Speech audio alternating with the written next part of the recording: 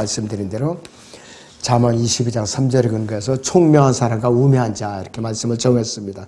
이 본문의 잠언 22장 3절은 잠언 14장 15절에 있는 우매한 자는 온갖 말을 믿으나 총명한 사람은 자기의 걸음을 살피느니라 그랬어요. 우매한 자는 온갖 말을 믿는다 그랬어요. 구분 없이. 또 잠언 27장 12절에서도 총명한 사람은 악을 미리 보고 자신을 숨기나 우매한 자는 계속하다가 벌을 받느니라 그랬어요. 벌을 받느니라. 그리고 또 잠언 19장 20절에 보면은 권고를 듣고 훈계를 받으라. 그리하면 네가 말년에 지혜롭게 되리라. 이 말씀에서도 이러한 의미가 암시되어 있어요. 그런데 이 성경 변기자들은 총명한이라는 단어를 지성적이라는 단어로 바꿨어요. 그래서 자기들의 입맛에 맞게 이제 바꿔놓은 것이에요. 그런데 이 총명한이라는 단어는 성경에서 도덕적인 의미를 내포하고 있어요. 도덕적인 의미. 그냥 싸구려 단어가 아니에요. 잠언 12장을 보죠. 16절을 봅니다. 어리석은 자의 분노는 즉시 나타나나 총명한 사람은 치욕을 덮느니라 그랬습니다. 또 12장의 23절을 보죠. 총명한 사람은 지식을 감추어두나 어리석은 자의 마음은 어리석음을 선포하느니라. 그러니까 입방 하나 찢는다. 이게 여기저기 다니면서. 말수가 적어야 실수를 안 하는데 저부터도 말수가 많으면 실수를 하기 마련이에요. 요셉의 양아버지였던, 예수 그리스도의 양아버지였던 요셉. 그 사람은 의로운 사람이었었어요. 마태복음 1장을 잠깐 보겠습니다. 여기서 18절부터 봅니다. 이제 예수 그리스도의 탄생은 이러하니라. 그의 모친 마리아가 요셉과 정혼하였으나 동침하기 이전에 성령으로 잉태된 것이 그녀에게 나타났더라. 그녀의 남편 요셉은 의로운 사람이라. 그녀를 공개적인 본으로 삼기를 원치 않고 은밀히 버리려고 작정했느니라. 의로운 사람이었어요. 만약 이 사람이 떠보려고 이 장로들한테 그 종교인들한테 알렸어 봐요. 그리고 본인도 부끄러움을 당하고 마리아는 죽임을 당하고 그런 것이에요. 그래서 자기도 좋을 게 없다 이것이에요. 20절에 보니까 그러나 그가 이 일들을 생각하고 있을 때에 보라 주의 천사가 꿈에 그에게 나타나 말하기를 너 다윗의 아들 요셉아 네 아내 마리아를 네게 데려오는 것을 두려워 말라. 그녀에게 잉태된 아기는 성령으로 된 것이라. 그녀가 한 아들을 낳으리니 너는 그 이름을 예수라 하라. 이는 그가 자기 백성을 그들의 죄들에서 구원할 것이기 때문이라고 하더라. 이제 이 모든 일이 일어나는 것은 선지자를 통하여 주에 관해 말씀하신 것을 이루려 함이라. 말씀하시기를 보라 한 처녀가 잉태하여 한 아들을 낳으리니 그의 이름을 임마누엘이라 하리라 하셨느니 이를 해석하면 우리와 함께 하시는 하나님이라 그랬습니다. 그 요셉도 굉장히 의로운 사람이에요. 그 당시에는 자기 배우자가 혼인식도 올리기 전에 잉태했다면 이거는 큰일 날 일이에요. 사형당할 일이란 말이에요. 근데 요셉은 은밀하게 끊고자 마음먹었는데 천사가 확신을 시켜준 거예요. 그러니까 자기가 입 꼭 다물고 받아들인 거예요. 그러니까 메시아가 이 가정에서 탄생한 거야. 그래서 또 잠언 14장 18절을 보죠. 우매한 자는 어리석음을 유업으로 받으나 총명한 자는 지식으로 면류관을 쓰느니라 했어요. 또 15절 우매한 자는 온갖 말을 믿으나 총명한 사람은 자기의 걸음을 살피느니라. 이렇게 했고 16절에서는 현명한 사람은 두려워하여 악에서 떠나나 어리석은 자는 방자하여 자신만만해 하느니라. 나 이제 끝에 가서는 화를 당하게 돼 있다는 말씀입니다. 그래서 이 지성적이라는 단어는 유명한 대학을 졸업했고 지적이고 지능지수가 높고 박식하다고 하는 알렉산더의 이기주의자들을 말하는데 총명한 사람은 예수 그리스도 안에 자기 자신을 숨길 줄 아는 사람이에요. 이 사람은 빨리 복음을 듣고 구원을 받은 사람이라 이거예요. 영원한 생명을 빨리 받아들이는 사람이라 이거예요. 이런 사람은. 자, 시편 17편 8절을 보죠. 나를 눈동자처럼 지키시고 주의 날개 그늘 아래 감추사 나를 압제하는 악인과 나를 에워싸 죽이려 하는 원수들로부터 지켜주소서 이렇게 말을 하고 있어요. 이 시대의 그리스도인들은 예수 그리스도 안에 감추어져 있는 사람들이에요. 골로새 3장 3절을 보죠. 신약에. 이는 너희가 죽었고 또 너희의 생명이 그리스도와 함께 하나님 안에 감추어졌기 때문이라고 했어요. 저나 여러분들은 영원한 생명을 얻어서 그리스도 안에서, 예수 그리스도 안에서 감추어진 생명이니까 나를 내세우면은 감추어졌던 생명이 육신을 발동하니까 내 안에 계시는 내주하신 성령께서 슬프시고 탄식하시는 거예요.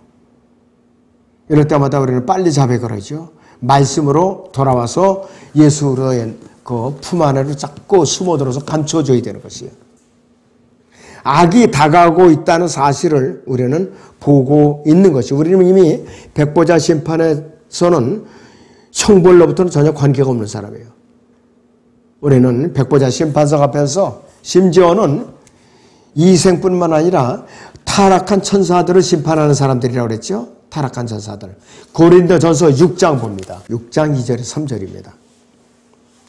너희는 성도들이 세상을 심판하리라는 것을 알지 못하느냐. 세상이 너에게 심판을 받을진데 너희가 지극히 작은 일들을 심판할 역량도 없느냐. 너희는 우리가 천사들을 심판하리라는 것을 알지 못하느냐. 하물며 이 세에 관한 일들, 이 세상에 관한 일들이라 알겠어요. 타락한 천사들을 우리가 심판하는 그런 엄청난 역량이 이제 부여된 사람들이라 이것이에요. 그러니까 우리는 분별력을 가져야 된다 이것이에요.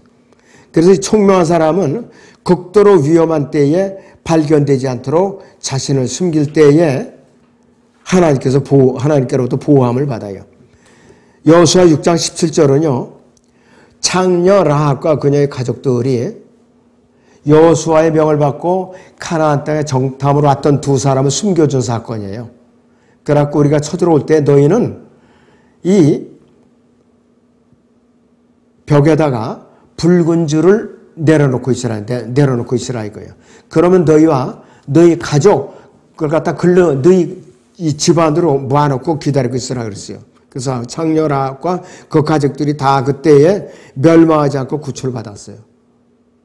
다 살았다 이것이에요. 그런 결과가 전 라합은 메시아의 계보에 들어갔죠. 결국은 이 마태복음 1장을 보세요. 5절을 보죠. 살몬은 라합에게서 보아스를 낳고 보아스는 룻에게서 오벳을 낳고 오벳은 이새를 낳고 이새는 다윗 왕을 낳으니라 그랬습니다. 그래서 다윗의 조상이 돼갖고 메시아에서 예수 그리스도의 조상이 된 거예요. 나중에 가서 살몬의 아내가 된 것이. 그러니까 이 메시아의 계보는요 경건한 계보가 아니에요.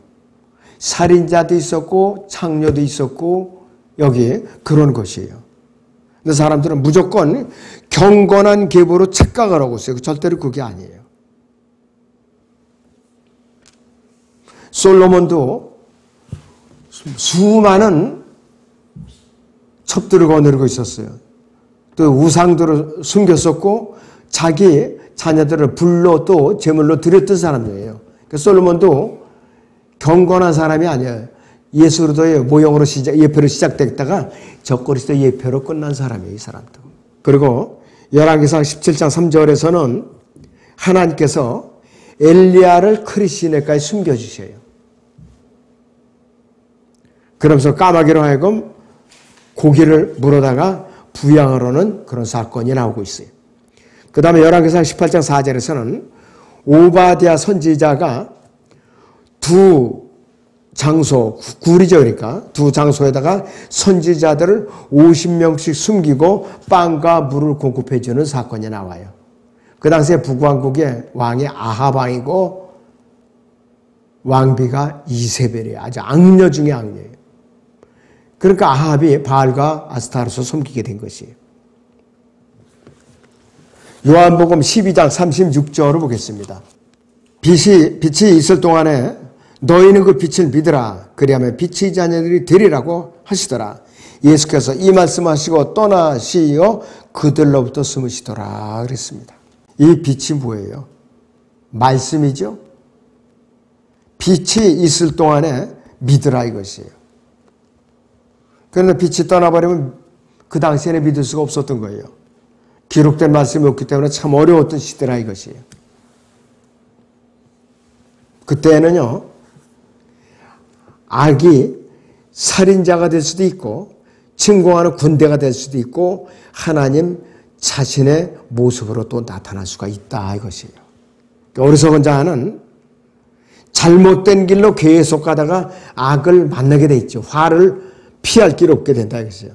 바리새인들은 분명한 경고에도 불구하고 계속해서 예수님께서 이 부활 승천하신 이후에도 성전 숭배를 40년간 계속하다가 타이터스와 로마 군대에 의해서 멸망을 당했어요. 완전히 풍비박산이나고 성전이 불타고 말았죠. 예수님께서는 40년간은 또 참고 인내하면서 기다려 주셨어요. 이스라엘 민족은 1878년 동안 국가를 이루지 못하고 전 세계에 뿔뿔이 흩어져 살고 있다가 영국의 발포 외상의 선언으로 직금의 이스라엘이 1948년 5월 14일에 독립이 된 거예요. 우리나라는 1948년 8월 15일에 독립이 됐고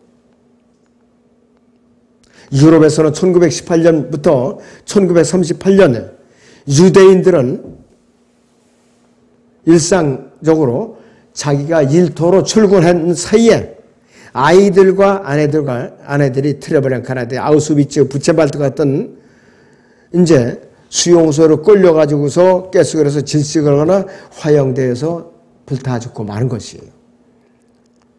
자, 미국에서는 1920년에 28년 사이에 악을 미리 본 사람들, 이제 완전히 위기가 닥치겠구나.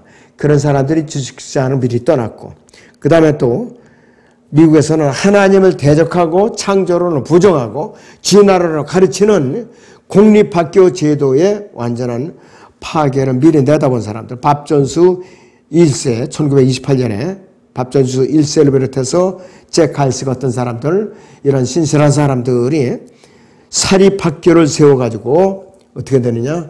하나님을 두려워하고 창조론을 가르치고 복음을 전하는 그리스도의 군사들을 길러내는 사립학교를 설립해갖고 어떻게 되느냐? 전 세계의 선교사들을 파송하고 전 세계에 복음을 전한 거예요. 이것이 공립학교가 아니라 미국의 사립 신학원, 신학대학교를 통해서 이루어진 것이에요. 그것이 필라델피아 교회의 특징입니다. 그것이 바로. 하나님께서 세상에 타락한 것을 보시고 또 천사들이 내려와서 사람의 딸들과 혼인관계를 맺고 거인들을 낳았을 때 이 세상을 이제 타락시켰을 때에 노아의 홍수를 120년간 하나님께서 이제 경고하시면서 노아에게 방주를 지으라. 그래서 노아가 방주를 지으면서 120년이 걸렸어요. 그러면서 노아가 또 외쳐댔을 거예요. 정신을 차리라 각성하라 그랬고.